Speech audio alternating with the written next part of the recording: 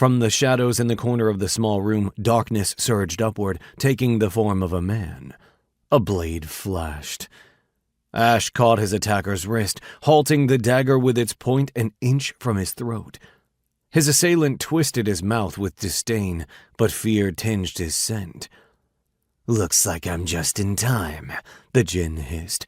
"Thanks for breaking all the wards for me."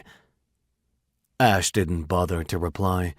Power sizzled in the air as he tightened his fingers around the djinn's wrist until bones ground together. Fear turned to realization, and the djinn's irises flashed from brown to black. Shadows writhed across him as his body morphed back into darkness, but not fast enough. Ash's free hand plunged into the softening shape of the djinn's body, and ebony flames exploded from his fingers.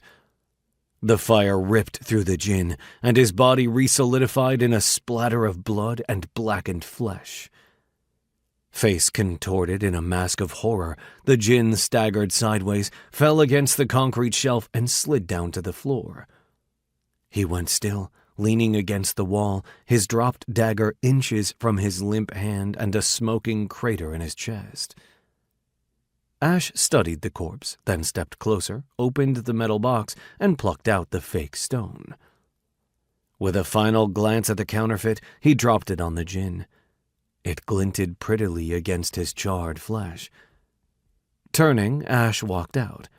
He passed through the main vault, the walls lined with shelves bearing dozens of carefully labeled crates and containers. His gaze didn't drift from the exit. He had no interest in artifacts, treasures, or relics of bygone eras, except one. Ascending the stairs, he came out in the tool shed that hid the vault's entrance. A cool breeze whisked away the stench of burnt skin, and Ash rolled his shoulders, wishing for the dry wind of barren mountain peaks instead of the flat, chemical-tainted air of this realm. As he strode away from the shed, a quick twist of his power concealed his body in a shadowy cloaking spell. Unnoticeable to anyone who might be looking, he studied the brick manor that sprawled across the property, its dozens of windows lit with yellow electric lights in the fading evening light. Tall peaked roofs, wooden shutters, manicured lawns. The building's grand facade, so different from the dark, dangerous city it bordered, fortified its veneer of power and authority. The Brynford Consulate, home to the head consul who oversaw all consulates across the continent.